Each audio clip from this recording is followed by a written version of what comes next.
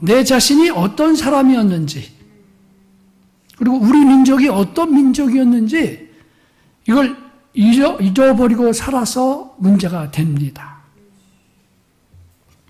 그게 왜 문제일까요?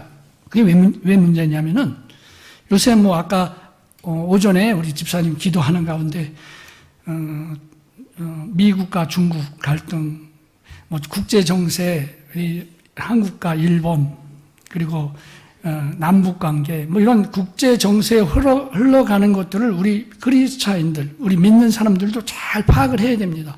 하나님께서 이 땅에 하나님의 관점으로 봐야지, 그죠? 네, 정치인들의 관점, 사설하는 사람의 관점, 어느 대학 교수의 관점, 이게 아니라요, 하나님의 말씀 기준으로 하나님의 관점으로 볼 수 있는 눈들이 있어야 됩니다. 안 그러면요, 휘둘러요. 이 사람이 맞는가, 저 사람이 맞는가? 그래서 우리나라는 너무나 많은 것들이 나름대로 각자의 개념들, 관점을 가지고 있지 않습니까? 그러나 우리는 누구의 관점이요? 주님의 관점, 하나님의 관점으로 우리가 그것을 파악할 필요가 있죠. 그래서 오늘 말씀이요, 이제 뭐냐면은 그런 관점의 얘기는 아닌데, 우리 민족이 어떤 민족이었나, 우리 자신이 어떤 사람이었는지를 우리가 이렇게 잊어버리고 살면은요, 어떻게 되냐면 하나님의 은혜가 은혜인지 모르게 되죠. 그리고 은혜가 은혜인지 모르니까 어떻게 되겠어요?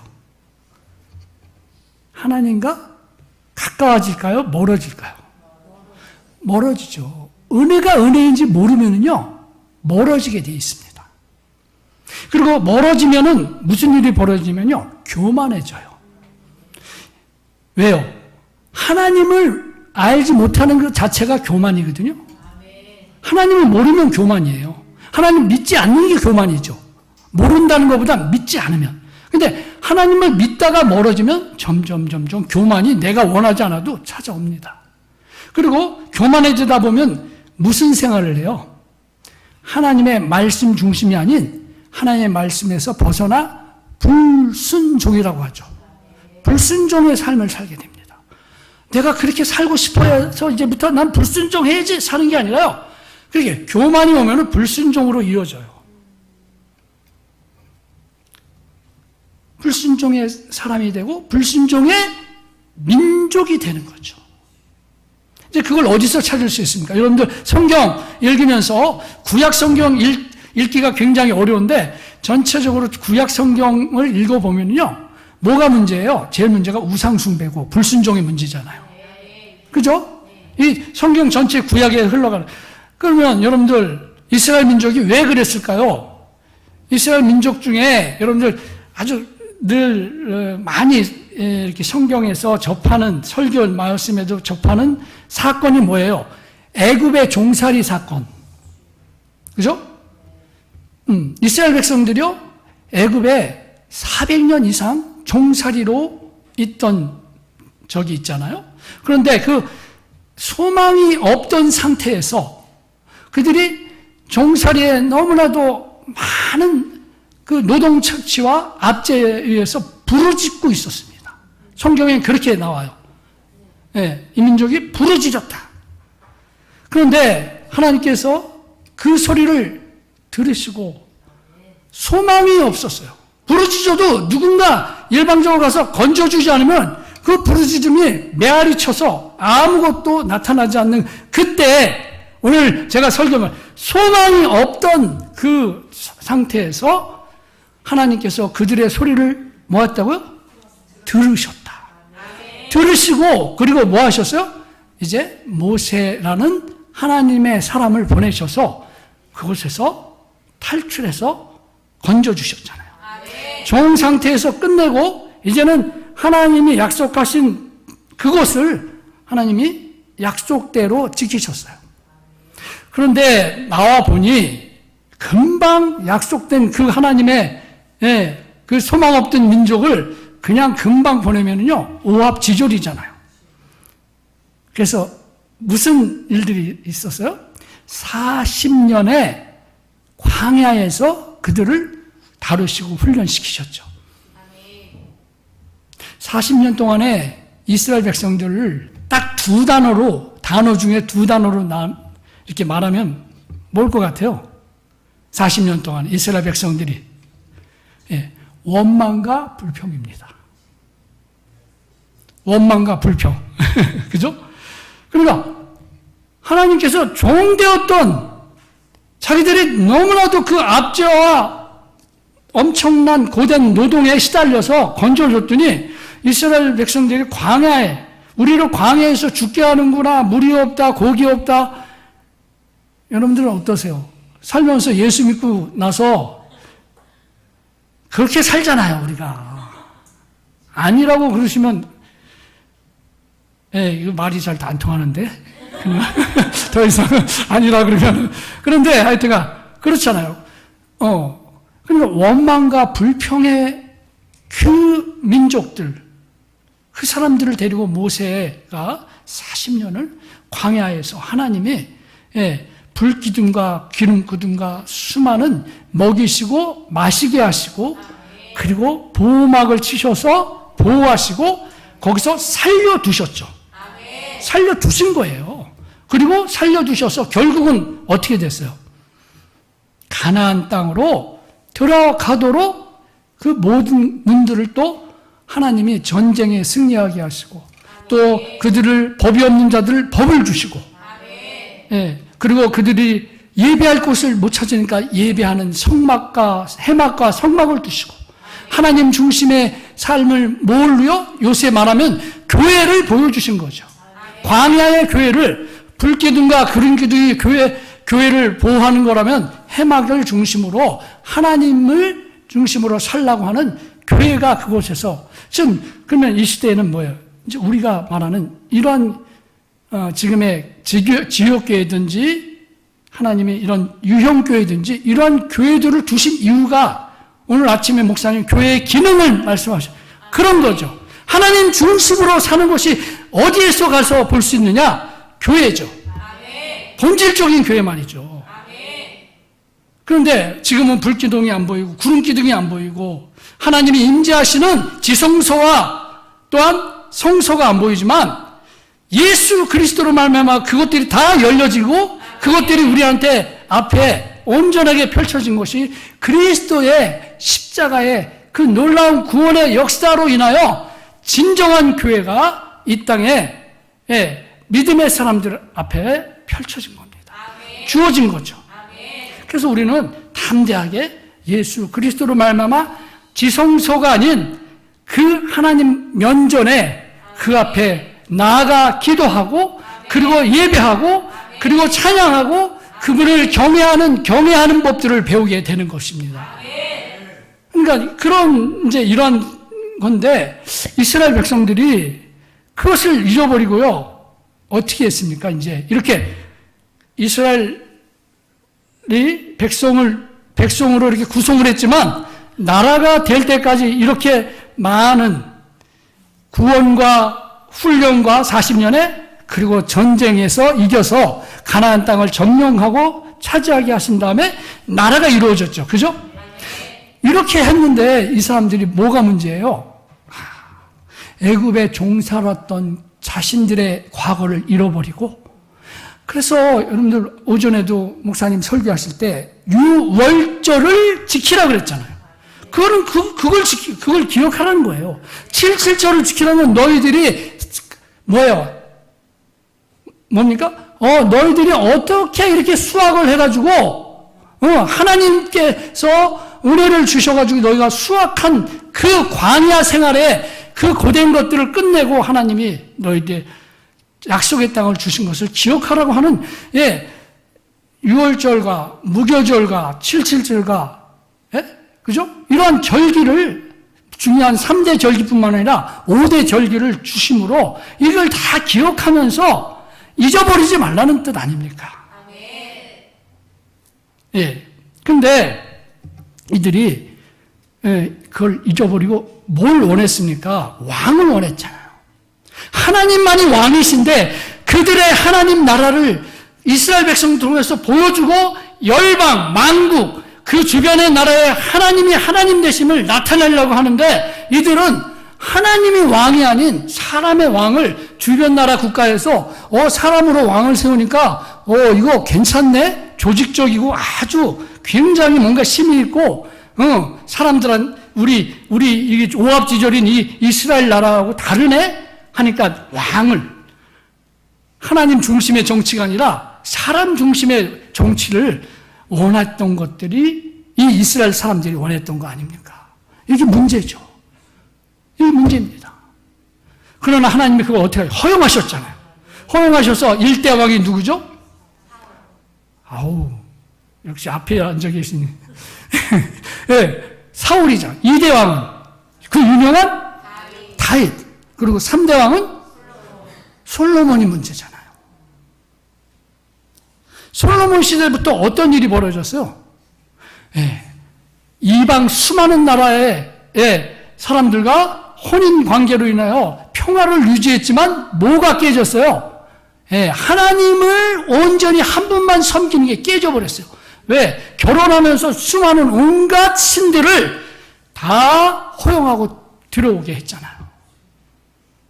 그리고 그것만 들어오나요? 문화가 들어오잖아요. 더러운 문화. 이방의 문화, 하나님이 원하지 않는 문화들이 들어오므로 이스라엘 백성들을 타락시키고 왕뿐만 아니라 왕실뿐만 아니라 이 이스라엘 전체의 백성들에게 다른 우상을 섬기고 그 우상들로 말미암아 들어온 문화들을 받아들이게 했잖아요. 자, 아무튼간 이렇게 이제 솔로몬부터 문제가 돼서 이 우상 숭배가 엄청나게 들어왔고요. 혼인관계로 맺은 그 틈을 타서 문화가 이방 문화로 가득 차가지고 사람들이요 성적으로 혼란하고 하나님의 교회에서 하나님의 성전을 중심으로 해서 성전에서 일어나는 거룩한 제사들 경배들이 온통 엉망이 되어 버렸습니다. 그러므로 무슨 일이 벌어졌냐면요, 두 나라로 쪼개졌잖아요. 솔로몬 이후에 몇 나라가 됐어요? 두 나라가 됐어요. 이게 왜 그러냐면 하나님과의 약속을 안 지켰기 때문에 분명히 하나님이 경고하셨거든요. 너희들이 이방 민족을 섬기거나 너희들이 그 하나님을 떠나서 다른 것들을 눈에 돌릴 때 너희들은 내가 징계할 것이다. 분명하게 언약하시고 약속하시고 경고하셨는데도 불구하고 솔로몬이 그 일들을 열어놨어요. 여러분들 다 좋은 것들 갖고 다 전략들이 좋고 이러면 우리나라가 평화가 있을 것 같다는 이러한 기대로 솔로몬은 지혜를 바란 것 같지만 결국은 이 결과가 두 나라로 쪼개지는 이러한 비극적인 일들이 일어난 거예요. 그럼 뭔가 우리나라하고 비슷하지 않나. 그래서 아까 제가 하나님 관점에서 이 민족도 봐야 되고 이 세계에 돌아가는 국제 정세도 봐야 한다는 겁니다. 다 좋은 게 좋은 거야. 지금의 아주 학자들이나 많은 사람들이 이렇게 하면 우리나라가 잘 살 수 있어. 잘 사는 것과 여러분들 바꿔 먹을 게 너무나 많은 것이죠. 사단의 전략들을 읽어내야 됩니다. 그죠? 예. 그래서 이제 이 솔로몬 이후에 어떻게 됐냐면요. 두 나라가 쪼개서 북이스라엘하고 뭐예요? 남쪽은 남유다라고 하는 나라로 이렇게 갈라졌잖아요. 우리나라도 이 한반도에서 이 조그만 땅덩이에서 이렇게 두 나라로 딱 갈라졌잖아요. 그런데 북이스라엘은 어떻게 됐어요? 아시리아라는 자기네들 위쪽에 있는 나라에 옆쪽에 있는 나라에 아시리아라는 나라에 멸망당했습니다. 철저하게 멸망당해서요. 어떻게까지 멸망당한지 아세요? 진짜 비참하게 다 둘러싸니까 여러분들 읽어보시면 다 이 사마리아라는 그 수도를 둘러싸니까요. 여기에 먹을 것이 없고 더 나갈 수가 없으니까 오늘은 너희 애 잡아먹고 내일은 너 잡아먹다가 우리 애 절대 못 잡아먹어. 여러분들, 우리 우리 애들, 자기 자식을 잡아먹는다는 거는 이건 진짜 이 세상의 최고의 그 악한 일들 아닙니까? 그리고 있을 수 없는, 아니, 부모가 자식한테 부모가 날 잡아먹으라 할 수는 있는데, 부모가 자식을 잡아먹는 일들은요, 이거는 진짜 끔찍한 일 아니에요? 있을 수 없고 생각할 수 없는 이 윤리와 도덕을 넘어서는 일들 아닙니까? 한번 생각해 보세요. 가슴이 터질 것 같은 일들이 거기서 하나님의 징계에 의해서 그렇게 되는 겁니다. 예, 이 상황에서 우리가 졸 수는 없죠. 잠이 안 오는 일이에요, 지금 이게, 진짜. 예? 이스라엘 역사지만은, 우리 민족에서도요, 내 자식을 살리려고 그 6.25 전쟁에, 예, 그 솥단지에서 피난 가다가 뜨거운 걸 자꾸 우리 자식 먹이려고 다 손바닥에다 화상을 입어도 자꾸 갔던 우리 민족의 역사가 6.25 때 있었던 거 아닙니까? 예? 예, 비행기가 탁 하니까 이걸 잡고, 예? 밥솥 타다가 저희 어머니의 간증입니다. 증언입니다. 이런 아픈 역사가 우리도 있었잖아요. 자, 그런데, 예, 이렇게, 북이스라엘 망하고, 남유다는 어떻게 되는지 아세요? 그리고 아이를 잡아먹는 게 이제 다 포위돼가지고, 아시리아가 와가지고요, 이제 사마리아를 점령했잖아요. 점령한 다음에 배를 갈라서 아이들 죽이는 일도 그 역사에, 그 역사가들은 그렇게 기록하고 있어요. 그러니까 인간이 악할 수 있는 대로 다 악한 거 아닙니까? 예수 그리스도 그 하나님의 말씀을 떠난 이 인간은요, 가인의 이유로부터 죽이는 것이 그렇게 문제가 되지 않는 우리의 본질입니다. 나는 아니다라고 생각하지만 우리의 본질이에요. 우리가 그렇게 악할 수 있어요. 고유종인가요, 그 사람? 그 사람만 욕하는 게, 우리의 이 본질적인 인간의 죄성에 있는 사람들은 얼마든지 그렇게 할 수 있습니다. 나는 절대 안 그래. 예, 아까 그렇죠. 예, 하나님의 말씀과 하나님의 멀어지는 사람들은 다 그런 가능성이 얼마든지 인간에게 있다는 거 우리가 다시 한번 생각해 봐야 됩니다. 그래서 왜 그렇게 됐냐? 왜 그렇게 됐을까요? 나라가 다 멸망됐잖아요. 남유다는 바벨론의 포로가 멸망당해서 3분의 2가 다 백성들이 포로로 잡혀갔잖아요. 포로로.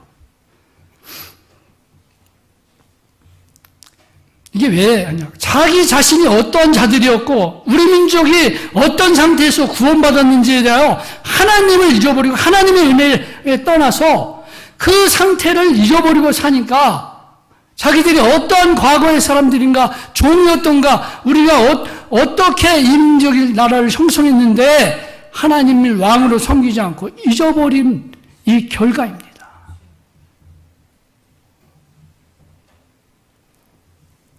그러면 이렇게 불순종하고요, 개인도, 민족도, 나라도 망하게 돼 있습니다. 여러분들, 바벨론에 포로로 잡혀간 사람 중에 다 그 문제가 있어서 잡혀간 사람만 있나요? 안 그래요. 그런데 바벨론 포로에 잡혀간 사람 중에 유명한 사람 누구예요? 다니엘, 사드락, 메삭, 아벳느고, 훌륭한 에스도, 이런 사람들이 다 훌륭한데 나라가 망하니까요, 내가 훌륭하고 내가 신앙을 잘 지켜도 소용이 없는 거예요. 그죠? 맞잖아. 다니엘이 어떤 사람이요? 사자굴에 가도 하나님을 끝까지 믿고 견딘 사람 아니에요. 그렇게 훌륭한 믿음을 가진 사람도 나라가 병하니까 그냥 같이 도매금으로 넘어가게 돼 있습니다. 지금 여러분들 우리가 뭘 얘기한다고요? 소망이 없던 자였던 것들을 우리가 기억하지 못할 때 이 나라가 멸망당하는 것까지 역사를 지금 얘기한 겁니다. 그럼 오늘 저 선교사가 뭘 얘기하려느냐? 여러분 이제 본문을 잠깐 보시죠. 본문에 보니까 본문 한번 우리 집사님 한번 띄워주세요. 네, 한번 다시 한번 한 절 한 절, 11절부터 한번 읽어보시죠. 한번 생각해 보시면서 11절 한번 같이 읽겠습니다. 시작. 그러므로 생각하라. 너희는 그때 육체로는 이방인이요 손으로 육체에 행한 할례를 받은 무리라 칭하는 자들로부터 할례를 받지 않은 무리라 칭함을 받는 자들이라. 이게 한마디로 뭡니까? 그때 그랬잖아요. 그때. 그럼 그때는 이게 어느 교회를 얘기해요? 지금 이게 에베소죠. 에베소. 여러분 에베소서 읽잖아요. 성경. 에베소에 있는 에베소 교회는요 이방 사람들이었죠. 그럼 이방이라는 게 뭐예요? 하나님의 택하신, 그래서 하나님의 거룩한 백성이라고 칭한 이스라엘 밖의 사람들을 다 이방인이라고 그랬어요. 그 당시에는. 자, 그러면 이 이스라엘 밖의 사람들, 이 사람들이 이방인, 육체로는 이방이라고. 왜? 몸과 영혼은 뭐 이방인이 아니었나요? 몸도 육체도 다 이방이었는데 왜 육체예요? 할례가 강조됐기 때문에 그렇죠. 할례 없다고 그 유대인들, 특별히 이스라엘 백성들은 굉장히 핍박했거든요.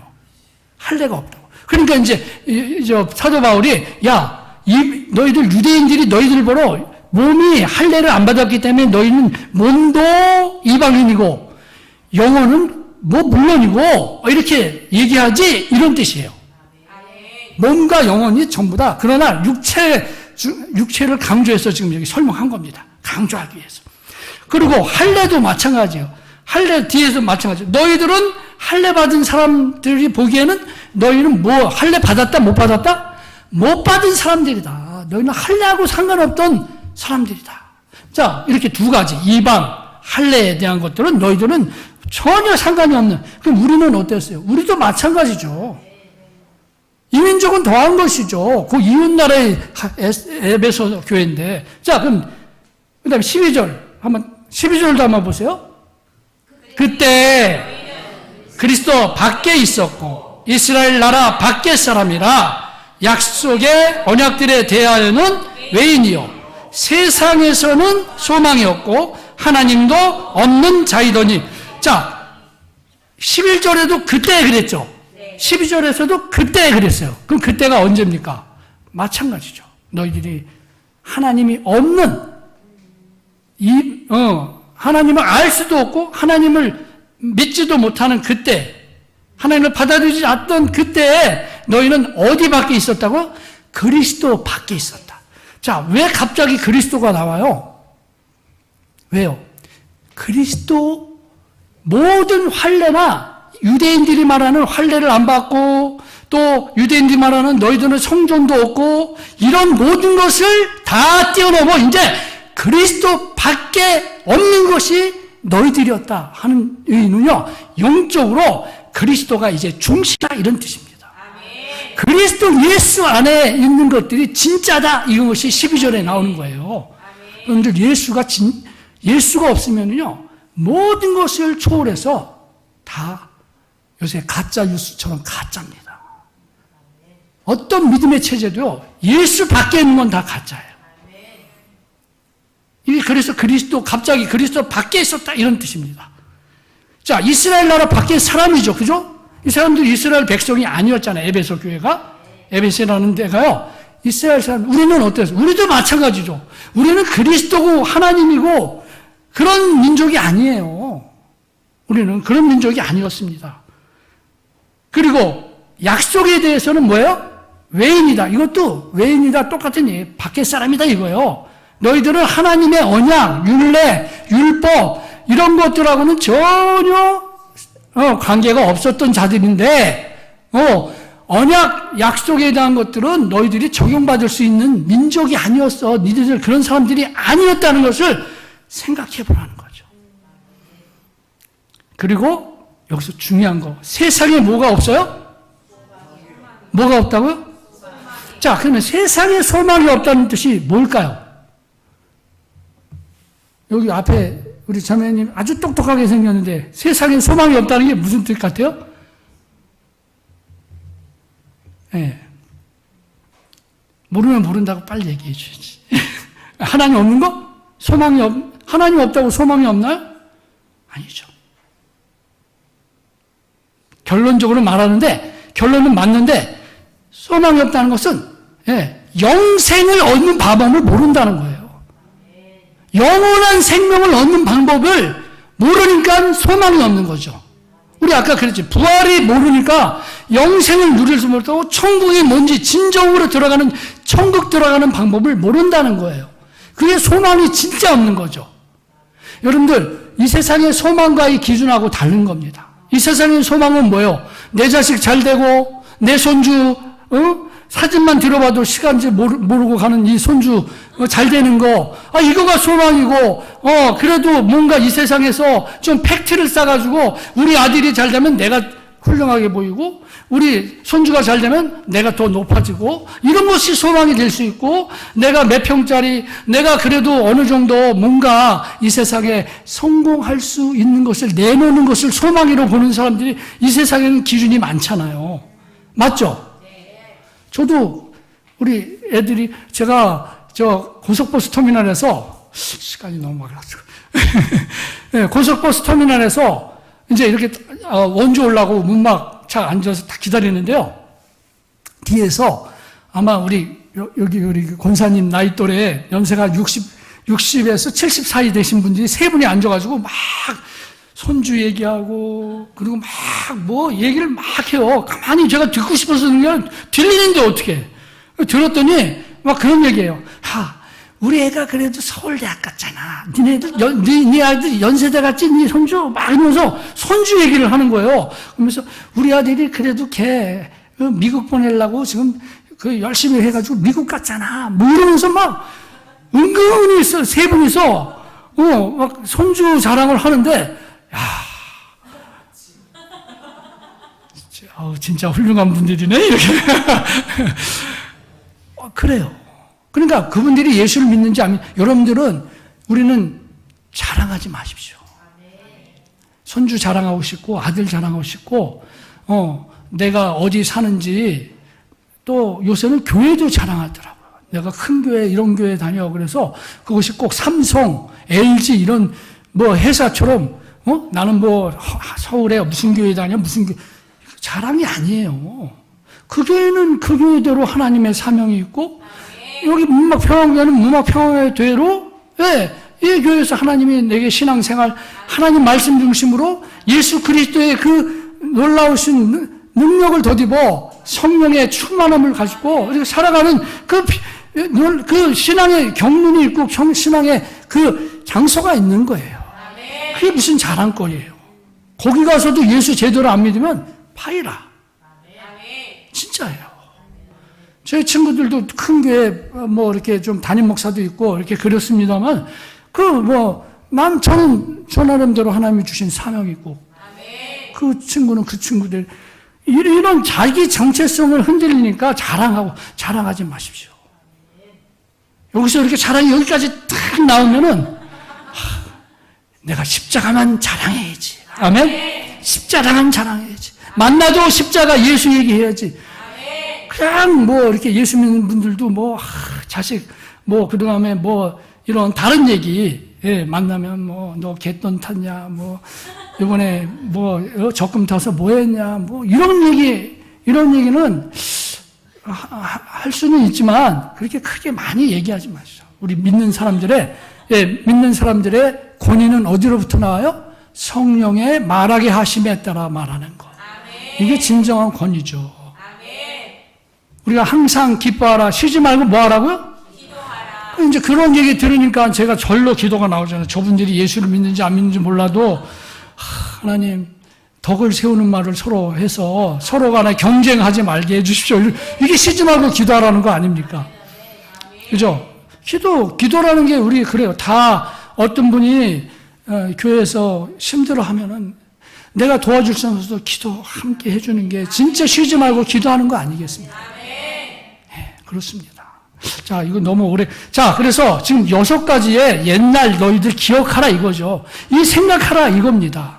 그런데 저희가 예수 복음이 전파되기 전에 우리나라는 어떤 나라였습니까? 정한수라고 해요. 정한수 떠놓고 천지 신명계 비록 민족이었죠.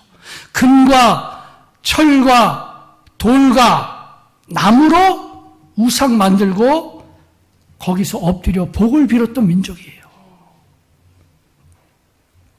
산과 들과 바다의 신들을, 온갖 신들을 두려워하면서 섬기던 민족입니다. 우리 이걸 잃어버려서는 안 돼요. 150년 전만 해도요, 교회 하나도 없었고요. 생각해 보세요. 저는 150년 전 사람, 좀 나이 드신 분들은 뭐 50년, 60년 전에는 있었지만 그 전에 교회 하나도 없었고 십자가도 없었고 하나님도 없었고 이런 민족이었어요. 근데 하나님의 이스라엘 백성들을 종살이 했던 것을 긍휼히 여긴 것처럼 이 민족을 불쌍히 여기셔서, 진짜 불쌍히 여기셔서 하나님의 백성으로 그리스도의 사람으로 초대받고 십자가 밑에 나와 죄짐을 풀게 해 주신 기회를 주셨죠. 그리고 그 위에 하나님의 피 흘려 사신 교회를 세우게 하나님이 긍휼을 입은 민족입니다. 이 나라가 그 기반 위에 서 있는 거예요. 이걸 잊어버리고 지금 있으면 안 되죠. 여러분 한강의 기적 들어보셨죠? 한강의 기적. 한강의 기적은 본래 이게 우리나라에서 나온 말이 아니라요. 한강의 기적, 이 경제 발전을 한다고 한 게 아니라요. 본래 그 라인강의 기적이라고요. 이 유럽의 제2차 세계대전을 끝난 이후에 수십 년에 걸쳐서 서독이 경제 발전을 이루어서 놀랄만한 성장을 이루었다는 것에서 라인강의 기적이라는 데서 유래된 게 이것을 우리 대한민국에 적용해서 1950년 한국 전쟁 발발 이후, 그죠? 1997년 아시아 금융 위기를 뭐라 그래? IMF라고 여러분들 기억하시죠? 벗어나 반세기 만에 이 나라가 너무나 세계가 놀랄 만큼 경제가 발전하고 사회가 발전하는 것들을 가리켜서 한강의 기적이라고 불렀던 겁니다. 이제 이 한강의 기적, 여러분들, 이렇게 해서, 여러분들, 1953년 휴전된 다음에요, 33년 만에 이 나라에서, 특별히 서울에서, 뭐 했죠? 아니죠. 86년. 아시안 게임이 있었잖아요. 그리고 2년 뒤, 88 올림픽. 이거는요, 기적이에요. 진짜. 한강의 기적이라고 할 수밖에 없어요. 33년 만에. 그래서 그때부터 전 세계가 이 폐허, 여러분 6.25 다음에 이 건물이라고 남은 게 별로 없었어요. 우리 어르신들, 특별히 6.25 전 세대에 있던 분들은 좀 기억나실지 모르겠어요. 이 서울도 지금 시청짜리, 청와대짜리 이런 것 좀 남아있는 게 기적이에요.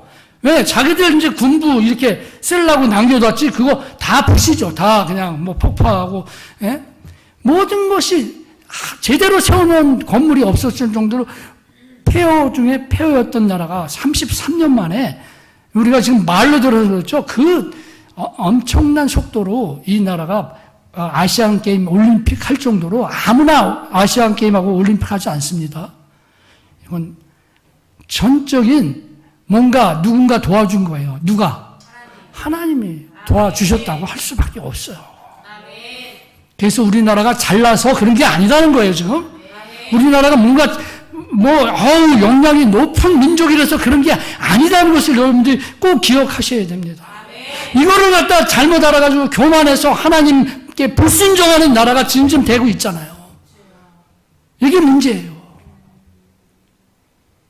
그런데 우리 이전에요, 우리 민족이 어떤 민족이었냐, 제가 잠깐 역사를 하면, 여러분들 1910년에 뭐가 있었어요? 경술국치. 일제에 국권을 찬탈당하는 그 조약이 있었잖아요. 하고 싶지 않아도 강제로 조약할 수밖에 없는 이 나라였잖아요. 그러면서 그 이후에 35년 동안 식민 통치를 받았던 이 나라의 역사 가운데 그 전에 우리가 1885년에요. 개신교 최초의 선교사가 왔어요. 1910년 이전에. 1885년. 그게 누구냐면은, 언더우드와 아펜젤러라고 하는 개신교 미국 선교사가 이 나라에 복음을 전하려고 왔다가 이제 그 사람들을 통해서 하나님이 복음을 전파하게 하시고 교회가 세워지고 이제는 1907년 혹시 뭐 1907년 들어보셨어요? 예, 평양 대회개운동 부흥이 아니에요. 이거는 회개부터 시작해서 회개운동이 있은 다음에요. 교회가 불길처럼 부흥했어요. 교회가 세워졌죠. 부흥이 아니라 교회가 엄청. 그래서 1945년 해방됐잖아요. 해방되기 전에 북쪽에만 3040개의 교회가 있었어요. 놀라운 교회 부흥이 있었죠. 언제? 1907년부터 시작해서. 근데 여러분들 1907년에 대회개운동을 해서 교회가 불길처럼 이루는데 몇 년에 일제 통치가 시작됐어요? 3년 만에. 이게 무슨 일입니까? 왜 그런 것 같아요, 원사님? 아니, 무슨, 꽃도 피우지도 못하고 3년 만에 큰 대회개운동이 있었다가 3년 만에 이 일제 통치가, 우리 젊은 사람들 잘 들어야 돼요. 왜 3년 만에 이렇게 있었을까요? 왜 그랬을 것 같아요? 우리나라 역사를 잘 알아야 되고, 예. 뭐라고 그러죠? 그 사람? 역사 잘 아는 사람. 설민석? 설민석만 잘하는 게 아니라 저도 잘 알아요. 예? 3년 만에. 기독교 역사를만 봐서 그렇지. 그러면 이게 무슨 뜻이냐? 여러분들, 우리가요, 이렇게 하나님께서 고작 3년 만에 일제 35년의 통치 기간 동안에 이것이 우연히 있는 게 아니라 하나님의 철저한 이 소망이 끊겨버릴 수밖에 없는 이 35년 동안에 하나님은 또 다른 하나님의 시간과 하나님의 계획을 가지고 계셨다는 겁니다. 무슨 계획이요? 이것까지 들으시고 아멘 해야죠. 무슨 계획? 예, 무슨 계획이냐면 하나님이 정말 온갖 일제의 그러한 수탈 그리고 만행적인 일들이 많이 있었잖아요. 일제시대 때. 예, 그런데 오히려 거기서 교회는 더 몇 개가 3040개로 늘어났잖아요. 예? 북한에만. 남쪽은 더 말할 것도 없고. 그럼 교회가 왜 이렇게 이 일제 통치, 식민 통치에 더 많은 교회가 늘어났고 그리고 거기에 순교자의 피가 많이 뿌려졌고 신사참배 속에서도 신앙을 강요당했지만 신사참배를 강요당했는데 신앙을 지키면서 믿음의 성도들이 모진 고통 속에서도 고초 속에서도 희생의 제물로 헌신의 제물로 그렇게 이 나라를 하나님께서 훈련시키시고 준비시키셨습니다. 무엇을 위해서요? 뭘 위해서 그랬을까요? 내가 조금 기다려.